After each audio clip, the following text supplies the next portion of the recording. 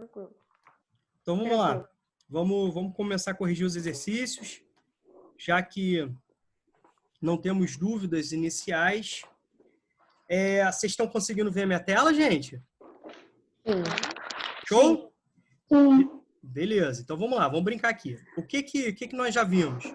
O exercício número 1, 2, 3, 4 e 5, nós já fizemos, porque eles fazem referência ao capítulo, né, ao percurso 3, então a gente vai começar a brincar a partir do número 6. Tudo tranquilo? Todo mundo se organizou? Então, questão número 6, página 38, capítulo 4. Vamos lá, vamos começar a brincar aqui. No jogo a seguir, montamos um jogo da velha. Acho que todo mundo já brincou de jogo da velha, né? Vocês adoram ficar roubando a caneta dos professores para ficar no quadro. Sim, já brinquei. Brincando de jogo na velha. E vocês sabem também como ganha, né? É quem faz uma sequência, né? Uhum. Geralmente a gente utiliza 0 e X. São sempre dois jogadores, né? E esses dois jogadores, um escolhe o X e outro escolhe, né, o 0 para ver quem ganha. Também tem o jogo da velha humana. Quem falou? Eu, Gabriel. Oi, Gabriel, fala de novo para mim, filho. Também tem o jogo da velha humana. Isso, eu não conheço. Não, é que a Carol, de Educação Física, já fez com a gente um jogo da velha onde a jogo da gente velha humano? tinha cada time. Show! Entendi. Entendi, eu não estava entendendo que era humano, agora que eu entendi. Beleza, isso é uma brincadeira bacanaça, né? E ao mesmo tempo é uma atividade física legal. Foram destacados 9 fatores de impactos ambientais. O que são impactos? O que são impactos? Que modificam. Isso aí, impactos têm relações com a ação, né, humana. Obviamente, nós temos impactos positivos ou negativos, mas nesse caso, a interação sociedade-natureza acarretou, entre outros fatores, fortes desequilíbrios, não é isso? Então, nós temos um processo de degradação do solo, dos recursos hídricos, né, da vegetação, matança de animais, poluições, né, variadas, problemas relacionados à problemática da atmosfera, né, a poluição atmosférica, certo? Fruto do desmatamento, das queimadas, emissão de gases poluentes, certinho? Pelas ações antrópicas. Legal? Então, essa relação do homem, né, da sociedade com a natureza, está de forma extremamente, matematicamente, né, muito complicado, uma vez que o homem retira mais, né, da natureza, a natureza oferta, né, os recursos naturais necessários à vida de forma, né, de graça mesmo, né, de forma gratuita, e o homem retira mais do que a natureza é capaz de se recuperar. E, ao mesmo tempo, o homem joga mais coisa para a natureza absorver do que ele é capaz de absorver. Então, a gente está falando de lixo, por exemplo, de esgoto, né, de contaminações variadas. E, ao mesmo tempo, o ritmo de desmatamento é um absurdo. Se a gente pegar o Brasil, infelizmente, o Brasil se destaca em vários fatores de degradação em nível ambiental. Por exemplo, o Brasil hoje é o país que mais desmata a floresta no mundo, certo? É o país que está lá liderando o ranqueamento, né, como o maior devastador de florestas naturais do mundo, de vegetação, melhor, né? Vamos melhorar isso. Nem toda vegetação é floresta, nem toda vegetação era florestal, nós vimos isso, né? Temos áreas herbáceas, áreas arbustivas e áreas arbóreas.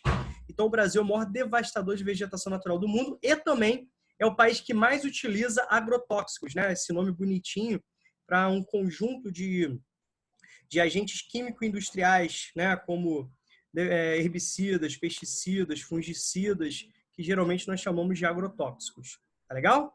Beleza.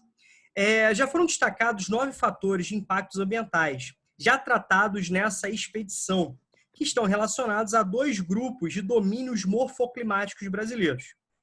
Copio em seu caderno, então vocês vão reproduzir esse jogo no caderno de vocês deveriam ter feito isso, e identifique com o X os impactos que mais se associam aos domínios florestados, certo?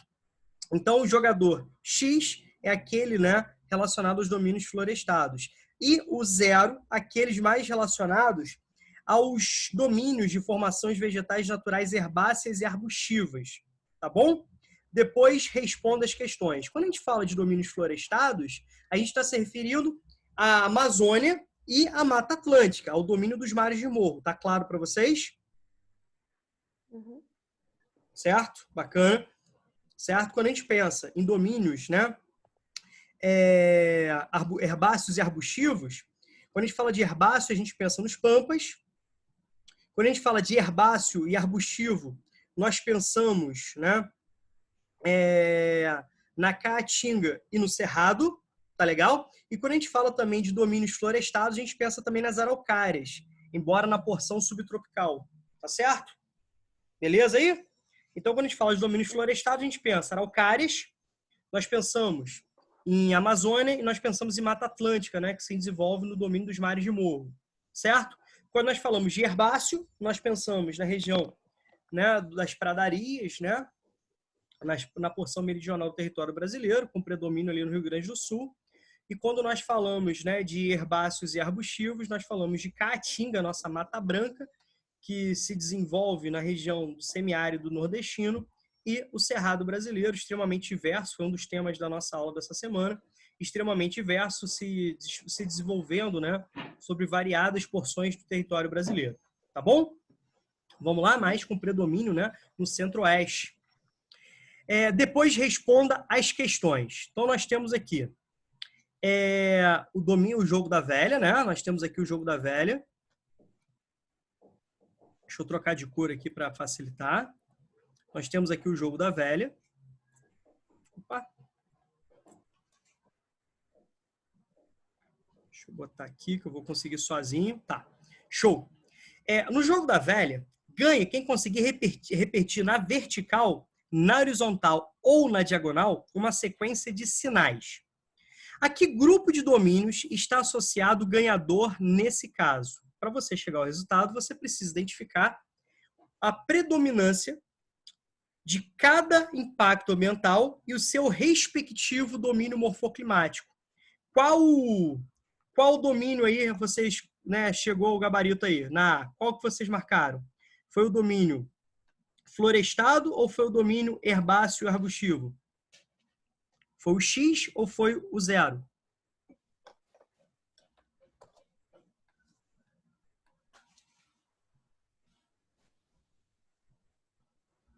Ana, qual foi?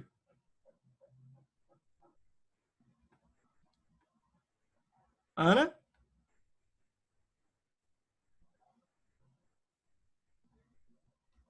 Pedro? Qual o domínio? Qual o gabarito da A? Da A. Uhum. Deixa eu ver aqui. Horizontal. Gabriel, Cacá. X. Oi? Quem falou aí? Eu. Fala, Gabrielzinho.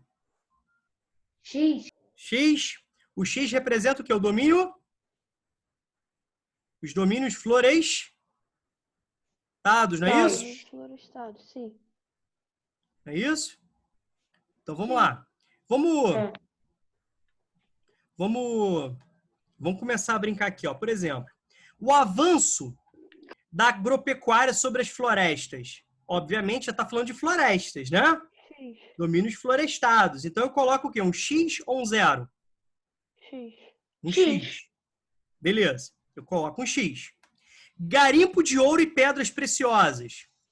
Esse impacto, ele se desenvolve mais em áreas de floresta ou em áreas, né, de estrutura herbácea e arbustiva, de pequeno e médio porte? Estrutura herbácea Arbustiva, perfeito. Então, vamos botar um 0. Um 0 aqui.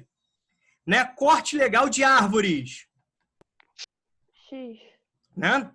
Um dos grandes degradadores, né, do domínio amazônico, da Mata Atlântica. E também das nossas florestas de pinheiros, nossos pinheiros do Paraná, araucária, e justamente o corte de madeira, né? Ilegal. Certinho? Então, o X aqui, ó. Extrativismo, né? Ilegal. Quando a gente fala de exploração da lenha, isso aqui está muito relacionado à pobreza, à miséria, às carvoarias, que inclusive utilizam mão de obra infantil. Olha só que loucura. Condições degradantes, né, de vida, utilizando inclusive trabalho infantil, né, explorando, né, explorando a população pobre, né, a miséria da população. Então, quando a gente fala de exploração de lei, a gente pensa principalmente em qual? Domínio arbustivo e herbáceo ou florestal? Aí, bate. Sim. Oi? Eu botei bolinha. Beleza. 0. Ah, tá. Também acho. Tá legal? Quando a gente fala de construção de hidrelétricas, né, isso está acontecendo principalmente em quais porções? Na aula de semana passada, eu dei assim, 3 exemplos monstruosos para vocês. Eu dei 3 exemplos monstruosos para vocês. X. Nós falamos sobre o domínio amazônico, não é isso? E lá eu citei 3 obras, 3 centrais hidrelétricas. Alguém lembra? Nos domínios amazônicos? Belo Monte, Jirau e Santo Antônio. Aproveitando os recursos da bacia amazônica, que é a maior do mundo. Agora, qual que é o grande problema? Primeiro que a gente está falando de área natural. Certo? Segundo, a gente está falando de rios que se desenvolvem, que perpassam, que têm a sua trajetória, o seu curso, pegando principalmente áreas de planície. Tá certo? E como que se dá a produção de energia elétrica através de hidrelétricas? Você tem energia gravitacional, beleza? Com isso, a água, né, em queda vai gerar a movimentação das turbinas, isso gera energia cinética, energia do movimento, e a energia cinética vai gerar energia elétrica. Se você tem rios de planície, você não tem quedas naturais, consequentemente, você precisa criar barragens gigantescas, que vão alagar áreas de floresta, vão alagar áreas, né, onde você tem uma riqueza absurda, não somente da flora, mas também da fauna. Você vai alagar áreas que são áreas de preservação ambiental, são áreas, muitas vezes, de reservas indígenas. Então, você vai tirar a população ribeirinha, você vai prejudicar as comunidades nativas, né? Você vai destruir sítios arqueológicos. Então, nós temos um prejuízo absurdo. Além disso, essa matéria orgânica que vai, né, ser inundada, essa floresta, ela vai entrar em decomposição e vai levar, né, vai emitir muitos gases poluentes pelo processo de putrefação de matéria orgânica. Certo? Então, a geração de energia elétrica numa central hidrelétrica não emite gases poluentes, mas a construção e as consequências, né, na sequência, são extremamente nocivas para o meio ambiente, inclusive na emissão de gases poluentes. Tá claro? Então, aqui a gente está falando principalmente do X, com grande destaque atualmente para o domínio amazônico. Hidrelétricas de Belo Monte, Jirau e Santo Antônio são os grandes exemplos. Irrigação inadequada. Bolinha. Que gera principalmente processos, né, relacionados à acidificação do solo. Você aumenta, né, a concentração de determinados nutrientes que eles vão infiltrando junto com a água, tá, gerando desequilíbrios muito fortes no solo. Olha a região, né, a gente vai estudar semana que vem, Caatinga, né, nossa Mata Branca. O único domínio morfoclimático que só tem no Brasil é o domínio da Caatinga. Tá? A gente vai estudar semana que vem, vai ser um dos nossos protagonistas, né, de semana que vem. Nós temos aqui a Caatinga como exemplo, tá certo? Vamos lá. Expansão urbana. Temos uma região lá que pega porções do centro do Cerrado da Caatinga, né? Então pega porções da chamada Matopiba, né? A região de Matopiba ou Mapitoba. É uma área onde a agricultura empresarial avança muito forte. Então, quando você fala de Matopiba, já ouviram falar, não? Ou Mapitoba? Não. Mas a utilização mais comum é a região de Matopiba. São as iniciais de 4 estados. Me ajuda aí. De Maranhão, To de Tocantins, né? Pi de Piauí e Ba de Bahia. Tá legal? Então, uma área, né, maior, né, quase praticamente do tamanho, né, da Alemanha, né? A Alemanha é um dos grandes países europeus em extensão. Cara, e a região de Matopiba é monstruosa. Cara, e os cientistas já apontam, né, impactos absurdos, né, em decorrência do avanço do agronegócio ali, principalmente a produção de soja. Tá? Certinho? Expansão urbana e industrial. Vai, galera. Quando a gente fala de expansão urbana e industrial, principalmente no X, né? Também botei X. X. Quando a gente pega, por exemplo, a maior concentração urbana e industrial brasileira, ela se dá no litoral, sobretudo na região sudeste. E ali você pensa em Mata Atlântica. Então, um dos grandes destruidores, degradadores da floresta de Mata Atlântica, que já vem sendo destruída desde a chegada do português, extraindo pau-brasil, extraindo, né, riquezas da flora, desmatando para o cultivo de monocultura de exportação como a cana. Depois nós temos aquela febre do ouro. Depois nós temos o café em porções do sudeste brasileiro, sobretudo ali entre Rio de Janeiro e São Paulo, né? Depois nós temos o desenvolvimento industrial. Lembra que nós falamos isso sobre o capítulo de construção do espaço geográfico brasileiro?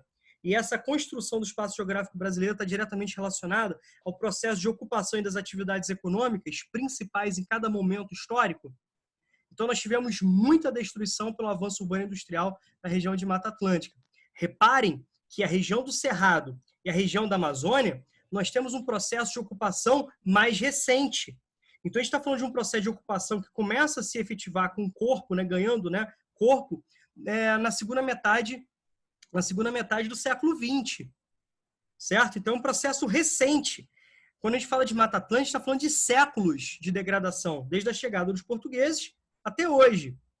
Certo? Mas, por mais que nós tenhamos um processo de degradação recente, de poucas décadas, nessas poucas décadas nós já destruímos mais de 50% do Cerrado, nós temos um processo de destruição da Amazônia próximo a 20%. Então, o ritmo de degradação no Cerrado da Amazônia é algo assim absurdo, tá bom? Elevado número de cabeças de gado por hectare. Qual a região que mais tem atividade ligada à pecuária extensiva? Botei 0. Hã? Botei bolinha. Beleza, mas qual região? Qual região que nós temos? Maior concentração de gado extensivo, gado de corte, criado extensivo? É o centro-oeste do Brasil, que é onde predomina o cerrado, concorda ou não? O Mato Grosso tem o maior rebanho. Pegando inclusive porções no sul da Amazônia. O Brasil é o maior exportador de carne bovina. O Brasil é o maior exportador de carne bovina. E é o segundo maior produtor, atualmente falando, tá? Eu vou adiantar aqui, porque senão vai acabar nossa conexão, tá bom? Barcos e geradores a óleo diesel. X. Hã? Botei X. X, mas na verdade é bolinha. É onde nós temos rios, né? Navegáveis e, ao mesmo tempo, a grande presença humana. Lá na Amazônia, de fato, nós temos rios que permitem essa navegação. Inclusive, eu falei para vocês dos igarapés, são aqueles rios, né? O nome igarapé vem de rios de canoa, uma linguagem indígena, né? Que é importantíssimo, mas a grande problemática aí da contaminação é justamente nas áreas, né? Onde nós temos maior presença, maior densidade demográfica, maior número de habitantes. Então, qual área que ganhou? Qual área que ganhou? Aqui, ó. X. Ó, foi o X. E o X faz referência aos domínios florestados. Certo? Amazônia, mares de morro com a Mata Atlântica e Araucária. Certinho ou não? Certo. Show? Alguma dúvida? Então, nós já matamos aqui, ó. A. Tá tranquilo? Agora vamos para B. Quais fatores de impacto do grupo perdedor? Então, o grupo perdedor é o grupo de zerinho, né? É o grupo da bolinha aí.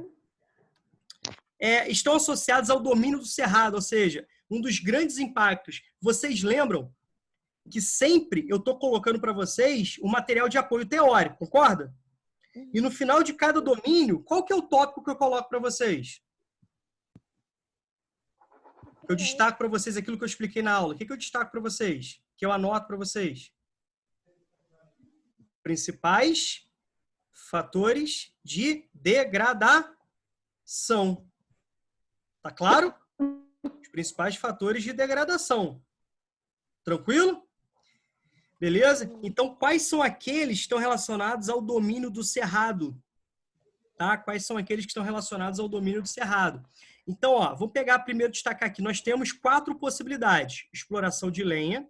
A exploração de lenha é muito forte na Caatinga, tá? A exploração é muito forte na Caatinga. Deixa eu trocar de cor aqui. Botar um verdinho. Garimpo de ouro e pedras preciosas. Show de bola, tá? Então, tranquilo.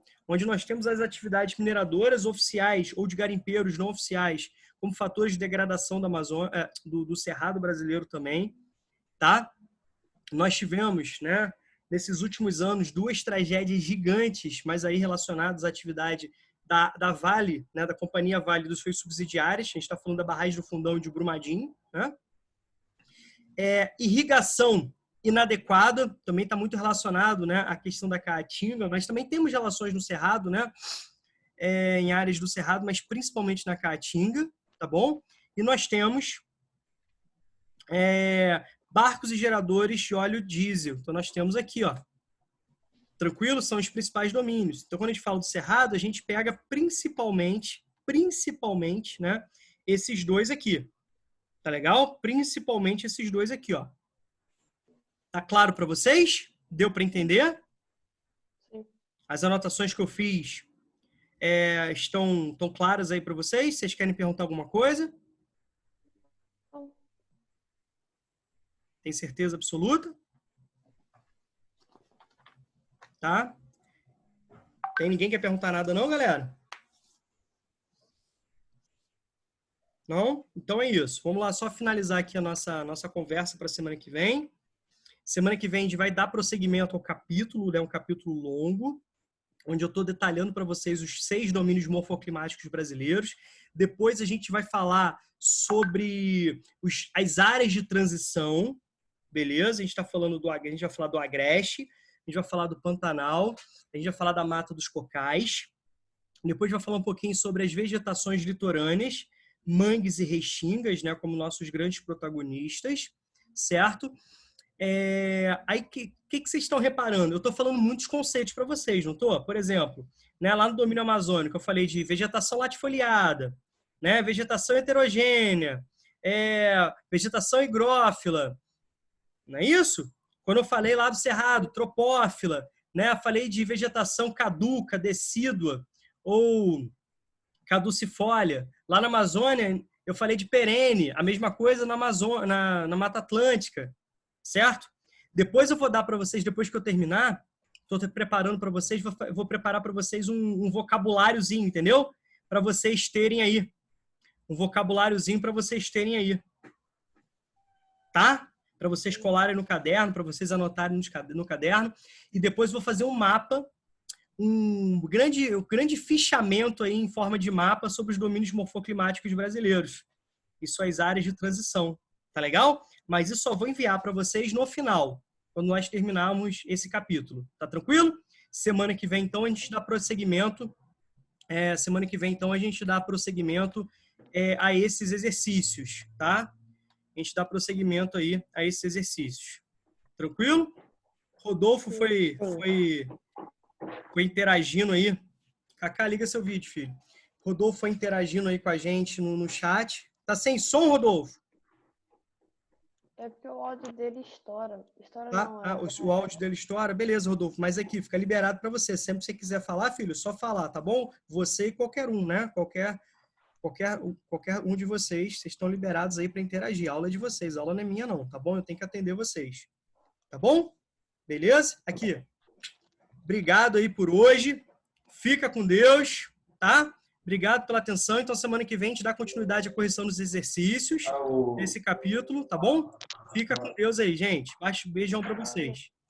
Qualquer coisa, qualquer dúvida, estou à disposição. É só gritar. Beijão para vocês. Fique com Deus. Tchau. Beijo também para os familiares de vocês.